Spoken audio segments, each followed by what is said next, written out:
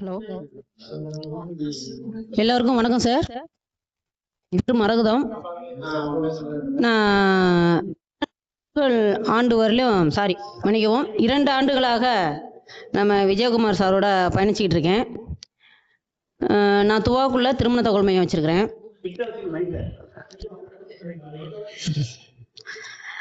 ஒரு 12 ஆண்டுகளாக இந்த சேவையை செஞ்சுக்கிட்டு இருக்கிறேன்.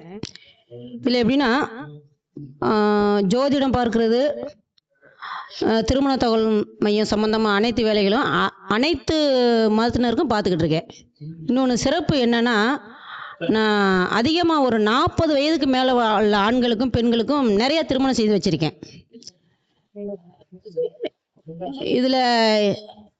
இதில் வந்து நிறைய நன்மைகள் இருந்திருக்கு. இந்த மாதம் மட்டும் ஒரு சரியான வழி நடத்த செல்ல முடியாதனால ஒரு இறப்பு ஒன்று நடந்திருக்குது. நிச்சயத்திற்கு பின்பு, அதாவது 45 வயசு பையன், 43 வயசு பொண்ணு. ஓபிஎஸ்க்கு மாமன் பொண்ணுன்னு சொல்லலாம் அவங்கள. Education department. அது இல்லாமல் நேற்று வந்து நான் ஆத்தூரில் வந்து ஒரு தம்பம்பட்டி பக்கம் ஒரு அலையன்ஸ் பார்க்க போயிருந்தேன். முந்தா நாள் இளங்காடு பக்கம் போயிருந்தேன். அதுக்கு முதல் நாள் தஞ்சாவூர். இப்போ மாவட்ட வாரியாக நாங்கள் போய் ஏதாச்சும் இந்த மாதிரி திருமண தகவல் மையமாக செஞ்சுக்கிட்டு இருக்கிறேன். நான் அதிகபட்சமாக நான் பண்ண திருமணத்தில் எல்லாருமே 35, 40, 42, 45 வயசுக்கு மேலே தான் முதல் திருமணம், 2வது திருமணம் நிறையா பண்ணிக்கிட்டு இருக்கிறேன். இந்த மாதம் மட்டும் 5 திருமணங்கள் எனக்கு வந்து ஓகே ஆனது. 5 திருமணத்தில் ஒன்று கூட மேரேஜ் லெவல் வரையும் நிச்சயம் வழி தான் நடந்திருக்குது. மண்டபம் பார்த்துருக்கோம், நிச்சயம் பண்ணியிருக்கிறோம். திருமணத்துக்கு ஒரு வாரத்துக்கு முன்னாலேயோ இல்லை ஒரு 10 நாளைக்கு முன்னாலே இந்த திருமணம் அனைத்துமே நின்று போயிருக்கு. நான் மெயினாக பார்க்க சொல்வது, கிரக பொருத்தம் பாருங்க, தகுதி பார்க்காதீங்க, அந்தஸ்தை பார்க்காதீங்க, நட்சத்திரம் பொருத்தம் ஒரு 10% பாருங்க அப்படின்னு நான் சொல்றது. நம்ம ஆளுங்க இப்போ நிறைய பேர் என்ன பண்ணுறாங்கன்னா, தகுதி அந்தஸ்து பார்க்குறாங்க, கிரக பொருத்தம் யாரும் பார்க்கறதில்ல. யாருக்காச்சும் ஒருத்தவங்களுக்கு என்ன தசை நடக்குது, திருமண தசை புத்தி நடக்குதா அப்படின்னு மெயினாக பார்க்கறதில்ல. அவன் வந்து வாடகை காரில் வந்தால் கூட சரி, வாடகை காரில் டிப்டாப்பாக கோட்டு வாடகைக்கு வாங்கி போட்டு வந்தால் கூட பெண்கள் வந்து இன்னைக்கு அதை விரும்புகிறாங்க. அதாவது வந்து நல்ல உழைத்து நல்ல வேர்வை வாடையில் இருக்கிற சம்பாரித்து குடும்பத்தை பார்க்குறவனுக்கு யாரும் பொண்ணு கொடுக்கறதுக்கு தயாராக இல்லை. இன்னைக்கு உள்ள காலகட்டத்துக்கு நேற்று ஒரு சம்பந்தம் பேசினேன் சார். அந்த பொண்ணுக்கு வந்து 9 வயது ஆண் பையன் இருக்காப்புல. நான் ஃபாரின் ரிட்டர்ன் அந்த பையன் 41 வயசு அந்த பையனை கூட்டிட்டு போனேன். அவங்க குழந்தை இருக்குன்னு வேண்டாங்க. செந்தாரப்பட்டு நேத்து அதுக்கப்புறம் நம்ம கருமண்டத்துல ஒரு பையனுக்கு வயசு குழந்தையோட ஏத்துக்கிறேன்னு சொல்லிட்டு அவர், நான் திங்கக்கிழமை அவரை கூட்டிட்டு ப்ரோக்ராம் போட்டிருந்தேன். அவர் சொல்லிட்டார், நான் குழந்தைய வந்து எனக்கு அந்த மேரேஜ் போதும் வந்து ஒரு கார் கம்பெனில வந்து அசசரிஸ் பண்ணிட்டு இருக்காரு அப்படின்னு நினைச்சிட்டு இருக்கும்போது நைட்டு அந்த பொண்ணோட அம்மா என்ன சொல்றாங்க, வேண்டாம் அப்படின்னு சொல்லிட்டாங்க. நாங்கள் போறதுக்கு திங்கக்கிழமை போகலான்னு பொண்ணு வீட்டில் நேற்று பேசி, மாப்பிள்ளை வீட்டில் பேசி ஆஃபீஸில் உட்கார வச்சு எல்லா ப்ரோக்ராம் நேற்று முடிஞ்சிருச்சு. நைட்டு 9 மணிக்கு பொண்ணோட அம்மா சொல்கிறாங்க, பொண்ணு வந்து எதிர்பார்த்தா அழகாக இருக்கணும், நீட்டாக இருக்கணும் எதிர்பார்த்தது, அதே மாதிரி மாப்பிள்ளை தான் கொடுத்தேன். அவர் வந்து ஒரு போலீஸ்கார் மாதிரி நல்லா ஹைட்டு வெயிட்டாக ஹான்சமாக இருக்கிறாரு, அதை கொடுத்தேன். அவர் எவ்வளோ ஒரு நல்ல மனிதராக இருந்தால் குழந்தையோட 9 வயசு ஆண் குழந்தையோட நான் ஏத்துக்கிறேன்னு சொல்லியிருப்பாரு. அவர் ஏத்துக்கிறேன்னு சொன்னவரை அந்த அம்மா வேணான்னு சொல்லிட்டாங்க. இப்ப இது யார் காரணம்? அவருக்கு கிரகங்கள் செயல்படலையா, இல்ல இந்த அம்மாவுக்கு மாங்கல்யம் ஏற்படுறதுக்கு வாய்ப்பு இல்லையா? இப்ப அடுத்தது வந்து இங்க வேற எங்கேயும் இல்லை, கல்கண்டார் கோட்டை பையன், பொண்ணு வந்து துவாக்குடி. இந்த மாசம் நடந்தது. செல்லாயம்மன் கோயில்ல 5ஆம் தேதி மேரேஜ் பண்ணலான்னு குறிச்சிட்டோம். மண்டபத்துக்கு அட்வான்ஸ் கொடுத்துட்டோம். இந்த சிலை கோயிலில் பால் பண்ணிட்டு இருக்கு, நிறைய பேத்துக்கு தெரியும். அதை வந்து பொண்ணோட அக்கா வந்து முந்தா நாள் நைட்டு எங்க பெரியம்மா பையன் ஒத்துக்க மாட்டேங்கிறாரு அப்படின்ட்டு. அந்த பொண்ணு ஏழ்மையா இருக்குன்னு அம்மா அப்பா கிடையாது. அந்த பொண்ணுக்கு சீர்வரிசை நான் வாங்கி தரேன்னு சொல்லியிருந்தேன். நான் அரிசி கல்யாணம் நாங்கள் வச்சிருக்கிறோம். அரிசி ஒரு 5000 பணம் வருஷம் கொடுக்கும்போது அந்த பிள்ளை கட்டிக்கிறதுக்கு துணி இல்லை. நான் ஒரு துணி எடுத்து தரேன், டைலர் தெரிஞ்சவங்க எல்லாம் ஏற்பாடு பண்ணிட்டேன். ஆனா யாரோ ஒருத்தவங்க பெரியம்மா பையன் வந்து இந்த பொண்ணுக்கு நீங்க யாரு மாப்பிள்ளை பாக்குறதுக்கு அப்படின்னு சொல்லிட்டு அந்த சம்மதத்தை நிப்பாட்டிட்டாங்க. அடுத்தபடியா வந்து 45 வயசு பொண்ணுக்கு வந்து 43 வயசு, நம்ம பெரிய அரசியல்வாதிக்கு சொந்தக்கார பொண்ணு, ஓபிஎஸ் மாமன் பொண்ணு. அந்த பொண்ணு எஜுகேஷன் டிபார்ட்மெண்ட்ல இருக்காங்க. அந்த பொண்ணுக்கு 43, பையனுக்கு 45. மிக பிரம்மாண்டமா அதை வந்து நிச்சயம் பண்ணோம். அவருக்கு வந்து புணர்ப்பு தோஷம் இருந்தது. நான் சொன்னேன், புணர்ப்பு தோஷம் இருக்குங்க ஐயா, கோச்சிக்காம ஒன்று நிச்சயம் பண்ணிட்டா கொஞ்சம் எவ்வளோ சீக்கிரம் திருமணம் பண்ண முடியும் அப்படி பண்ணுங்க, இல்லை நீங்கள் 3 மாதம் கழிச்சு பண்ணுறதா இருந்தால் நீங்கள் 3 மாதம் கழிச்சு நிச்சயத்தை பண்ணிங்க அப்படின்னு சொல்லியாச்சு. அந்த பொண்ணு 1 லட்ச ரூபா சம்பளம் வாங்குது. இது எனக்கு மனசுக்கு ரொம்ப வேதனையான செய்தி. ஏன்னா திருமண தகவல் மையங்கிற இப்போ சாதாரணமாக நடத்த முடியலை. அந்த பொண்ணுக்கு 50 பவுன் போட்டு பையனுக்கு 19 லட்ச ரூபாய்க்கு கார் வாங்கியாச்சு. அறிவாலய மண்டபம் பக்கத்தில் பேசியாச்சு. நைட்டு குறிச்சிக்கிட்டு இருக்கோம் யார் யார் பேர் அட்ரஸ் பத்திரிக்கையில் போடுறது அப்படின்ட்டு. 2 மணிக்கு அந்த பையன் தவறிட்டாப்புல. இப்போ திருமணங்கிறது வந்து எவ்வளோ இடர்பாடுகள் தெரியுங்களா? நம்ம சார் வச்சு நடத்த ஆரம்பிச்சிருக்காரு. இது பாராட்டக்கூடிய விஷயம். இன்னைக்கு மனிதன் வந்து ஒரு மனிதன் திருமணம் பண்ணாமல் இருக்க முடியாது, இன்னொன்று உயிர் வாழ்றதுக்கு சாப்பிடாமையும் இருக்க முடியாது. ஒன்று உணவு தேவை, 2வது வாழ்க்கையை வந்து விருத்தி அடைகிறதுக்கு திருமணம் தேவை. இப்போ இந்த மாதிரிலாம் வாழ்க்கையில் வந்து நம்ம நடந்துக்கிட்டே இருக்கோம். இதுக்கு யாரு காரணம்? பாதி வந்து நிறைய பேர் பெண்கள் வீட்டில் பேரண்ட்ஸ் தான் காரணம். நிறைய பெண்கள் வீட்டில் சொல்கிறேன்னு தவறாக எடுத்துக்காதீங்க. அந்த காலத்தில் வந்து பேரண்ட்ஸ் வந்து படிக்கலை. இன்னைக்கு வந்து ஒரு பிள்ளைங்க 5 அரியர் வச்சிருந்தாலும் நான் டிகிரி முடிச்சிட்டேன்னு சொல்லுது. ஆனால் அது அப்பா அவங்களுக்கு என்ன நினச்சிக்கிறாங்கன்னா, நம்ம பொண்ணு டிகிரி முடிச்சிருக்கு, அதனால நம்ம டிகிரி படித்த மாப்பிள்ளை தான் வேணும். இன்னைக்கு உள்ள காலகட்டத்தில் தமிழ்நாட்டில் டிகிரி படித்தவங்க 12,000க்கு மேலே யாரும் சம்பளம் கிடைக்கல எங்கேயுமே. ஐடி ஃபீல்டுங்கிறாங்க. நம்ம ஐடி ஃபீல்டு பெங்களூரில் போய் வேலை செஞ்சால் 50,000 60,000 சம்பளம். அதே கம்பெனி இப்போ என்ன பண்ணிட்டாங்கன்னா, நான் ஒன்றியை வந்து நான் பெங்களூருக்கு வர வைக்கல, நான் திருச்சிலையும் தஞ்சாவூர்லேயும் ஐடி ஃபீல்டு கம்பெனி ஆரம்பிக்கிறேன்னு சொல்லிட்டு இங்கே ஒவ்வொரு கம்பெனி ஆரம்பித்து எல்லாம் 10,000 15,000 சம்பளம் கொடுக்க ரெடி ஆகிட்டாங்க. சவுண்ட் கேக்குதா?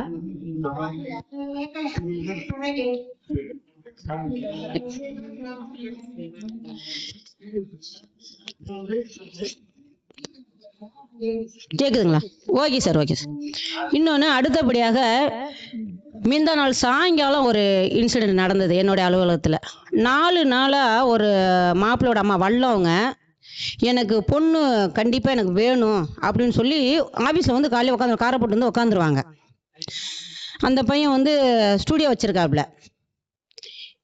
ஸ்டூடியோ வச்சுருக்காருன்னா நான் சொன்னேன், இருங்க பொண்ணு வீட்டில் வர சொன்னால் தான் நம்ம போக முடியும், நீங்கள் கட்டாயமாக வந்து இங்கே ஆஃபீஸில் உட்காந்துருக்கிறீங்க. அன்னைக்குன்னு பார்த்து நைட்டு 8 மணி வரைக்கும் ஜாதகம் பார்த்துருக்கேன், கூட்டம் நவரலை. இவங்க நான் உட்கார வச்சுன்னா அவங்களுக்கு ரொம்ப டென்ஷன் ஆகிட்டாங்க. இவங்க வரமாட்டேங்கிறாங்க, நம்மளை வர வச்சுட்டு போக முடியலன்னு. பொண்ணு வீட்டையும் வர சொல்லிட்டாங்க. அன்னைக்கு எனக்கு வந்து இங்கே உட்காந்துருக்கவங்கள பேர் தாண்டி என்னால் போக முடியல. மணி 7 மணி ஆயிடுச்சு. நான் சொன்னேன், ஐயோ கோச்சிக்காதீங்க, இப்போயே சொல்லுங்கள் போகிற நாள் போகலாம் அப்படின்னு சொன்னேன். என் பையனுக்கு நான் திருட்டு கல்யாணமாக பண்ணுறேன், நீ இந்நேரத்தில் என்னை கூப்பிட்ற அப்படின்னு சொன்னாங்க. சரி கோச்சிக்காதீங்க. அப்புறமா நான் சொன்னேன், எங்கள் சாமிஜி அறக்கட்டளையில் சக்தி சாமிஜி ஐயா வந்து ஒரு போன வாரம் வந்து ஜோதிட கிளாஸ் ஓப்பன் பண்ணாங்க. அவருக்காக நான் சொன்னேன், நான் ஞாயிற்றுக்கிழமை என்னால் வர முடியாது, திங்கக்கிழமை உங்களை கண்டிப்பாக கூட்டிகிட்டு போகிறேங்க அப்படின்ட்டு. அதே மாதிரி என்ன பண்ணிட்டாங்க, திங்கக்கிழமை கரெக்டாக அந்த மாப்பிளோட அம்மா என் ஆஃபீஸ் வந்துட்டாங்க. எத்தனை மணிக்கெலாம் வந்துட்டாங்க? 10 மணிக்கு வரேன்னு சொல்லிட்டாங்க. நான் சொன்னேன், நான் ஆஃபீஸ் திறக்கலைங்க, நான் ஆஃபீஸ் திறந்தால் ஜாதகம் பார்க்க நிறைய பேர் வந்துக்கிட்டே இருப்பாங்க, ஆனால் நான் ஆஃபீஸ் திறக்கிற போது நீங்கள் வந்துருங்க, வந்ததுக்கப்புறம் நான் அப்படியே ஆஃபீஸ்லேருந்து அப்படியே ஃபாலோ பண்ணி போயிடுறேன் அப்படின்ட்டு வந்துடுறேன். அவங்க என்ன பண்ணிட்டாங்க, வரேன்னு சொல்லிட்டு 3 மணிக்கு தான் வந்தாங்க. சரின்ட்டு பொண்ணோட அப்பா என்ன பண்ணிட்டாரு, நான் வேற இடத்துக்கு போகிறேங்க, நீங்கள் இப்போ வரீங்கன்னு சொல்லிட்டார் பொண்ணோட அப்பா. இது திங்கக்கிழமை நடந்தது. சரி இந்த அம்மா சொல்ல, நான் வள்ளத்துலேருந்து வந்துட்டேன், எனக்கு கண்டிப்பாக நீங்கள் பொண்ணு காமிக்கணும் அப்படின்ட்டாங்க. பொண்ணோட பயோடேட்டா நம்மள்ட்ட கொடுப்பாங்க, மாப்பிளோட பயோடேட்டா நம்மள்ட்ட கொடுப்பாங்க. பிரச்சனை இருக்குன்னு நமக்கு தெரியாது, பையனுக்கு என்ன பிரச்சனை இருக்குன்னு தெரியாது, உடல் உறுப்புகளை. இது வந்து ஃபோட்டோ என்கிட்ட கொடுத்துட்டாரு. ஏற்கனவே அந்த பொண்ணுக்கு வந்து நான் அரசங்குடியில் ஒரு மாப்பிள்ளை பார்த்தேன். மாப்பிள்ளையோட அப்பா வந்து பொண்ணு 12th தான் படிச்சிருக்கு சார், 2007 தான் பிறந்திருக்கு அந்த பொண்ணு. அவர் எப்படி கேட்குறாருன்னா, எனக்கு வந்து கவர்மெண்ட் மாப்பிள்ளை தான் வேணும், பையன் வந்து 27 28 வயசுக்குள்ளே தான் 26 வயசுக்குள்ளே தான் வேணும் அப்படின்னு அவர் என்கிட்ட எதிர்பார்த்தார். சரி அதே மாதிரி 26 வயசு தான் அந்த பையன், பிஇ படிச்சிருக்காப்புல, ஆனால் ஸ்டூடியோ வச்சிருக்காரு. கூட்டிகிட்டு போயிட்டேன். கூட்டிகிட்டு போனோன்னே மாப்பிள்ளையோட அம்மா மட்டும்தான் என் கூட வந்தாங்க. மாப்பிள்ளை வரல, மாப்பிளோட அப்பா வரல. ஏன்னா 3 நாள் நான் தான் இங்கே லேட் பண்ணிட்டேனே என்னால், சூழ்நிலை போக முடியல. போனோன்னே அந்த பொண்ணுக்கு வந்து வலது கையிலையும் இடது கையிலையும் 2 விரல் நீட்ட முடியாது. என்கிட்ட பொண்ணோட அம்மாவும் சொல்லலை, வேற யாரும் சொல்ல. வந்து அங்கேருந்து வர எனக்கு ஒவ்வொரு ஊர்லேயும் ஒரு மீடியேட்டர் வச்சுருப்பேன். ஒவ்வொரு மாவட்டத்துலேயும் ஒவ்வொரு மீடியேட்டர் வச்சுருப்பேன். அப்படி இருக்கும்போது சக்தி ஜோதிட நிறுவனத்தின் செயலாளர் அவர்களே வருக வருக என, மோகனாம் அவர்களே வருக வருக என வரவேற்கிறேன். வாங்க உட்காருங்க. அடுத்தபடியாக அந்த அம்மா என்ன சொல்லிட்டாங்கன்னா என்னை இங்கே நத்தமாங்குடி அந்த பொண்ணு ஊர், அதாவது வந்து பூண்டிக்கு பின்னால், நீ இப்படியாப்பட்ட பொண்ணு என்கிட்ட வந்து காமிச்சிட்ட அப்படிங்கிறாங்க. ஏம்மா நான் எப்படியாப்பட்ட பொண்ணம்மா காமிச்சேன்? பொண்ணு ஃபோட்டோ காமிச்சேன், ஜாதகம் தான் உடனே ரிஷப ராசி ரோஹிணி நட்சத்திரம் என் பையனுக்கு பொறுத்த இருக்கும். நீங்கள் தான் 3 நாள் என்னை வாங்க வாங்கன்னு சொன்னீங்க. இப்போ வந்தோம், வந்த இடத்துல பொண்ணு, நீ என்னை ஏமாற்றி கூட்டிகிட்டு வந்துட்ட. பொண்ணு வீட்லேயும் நம்மள்ட்ட சொல்லலை. வேற அது வந்து ஃபோட்டோவில் பார்த்தா தெரியலைங்க சார். ஃபோட்டோவில் பார்த்தா அந்த 2 விரல் தெரியல, வலது கையில் இருக்கிறது இடது கையில் இருக்கிறது, அது ஃபோட்டோலலாம் தெரியலை. பொண்ணோட அப்பா என்கிட்ட சொல்லியிருக்கணும், அதுவும் சொல்லலை. அந்த அம்மா என்னை அங்கே திட்ட ஆரம்பித்து என் ஆஃபீஸில் வந்து நைட்டு 7:30 மணி வரையும் திட்டுறாங்க ரோட்லேயே. ஆனால் பார்க்குறதுக்கு நீட்டாக இருக்காங்க, ஆனால் உள்ளுக்குள்ளே ஒரு பஜாரி அவங்க. சரி இவங்களுக்கு நான் எப்படி புரிய வைக்கிறதுன்னு தெரியாமல் அப்படியும் பொண்ணோட அம்மா சொல்கிறாங்க, அம்மா நாங்கள் வந்து மீடியேட்டர்கிட்ட சொல்லலை என் பொண்ணுக்கு இந்த மாதிரி குறை இருக்குன்னு சொல்ல. ஆனால் அந்த அம்மா என்ன பண்ணாங்கன்னா, பொண்ணை தண்ணி தூக்க சொல்லுனாங்க. தூக்குனுச்சு அந்த பொண்ணு. பாத்திரம் கழுவ சொன்னாங்க, அந்த பொண்ணு பாத்திரம் கழுவுனுச்சு. 12th ஃபர்ஸ்ட் மார்க் எடுத்திருக்கு, ஸ்கூல்லேயே ஃபர்ஸ்ட் மார்க் எடுத்திருக்கு அந்த பொண்ணு. துணி துவைக்க முடியும், எல்லாம் அந்த பொண்ணு வேலை செய்யுது. ஆனால் சூழ்நிலைகள் எங்களுக்கு இவ்வளோ அசிங்கம் அவமானங்கள் ஏற்பட்டுக்கிட்டு இருக்குது, புரியுதுங்களா? இன்னைக்கு வந்து ஆம்புலன்ஸ் டிரைவர் நிலைமை அப்படி தான் இருக்குது, திருமண தகவல் பண்ணுற புரோக்கர் நிலைமை அப்படி தான் இருக்குது. கிடைக்கிற வரலையும் என்ன பண்ணுறாங்க, கடவுளை நினைக்கிறாங்க. கிடைச்சி முடிச்சோன்னே அந்தம்மா ஓரமாக உட்காந்துரு நம்பரை வாங்கிடுறாங்க, ஜோலியை முடிச்சிடுறாங்க. இது நடக்குதுங்களா இல்லைங்களா?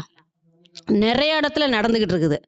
அதனால நம்ம திருமணங்கிறது, ஐயா லவ் மேரேஜை பற்றி பேசினாரு. இன்னைக்கு வந்து காதலர் தினம்.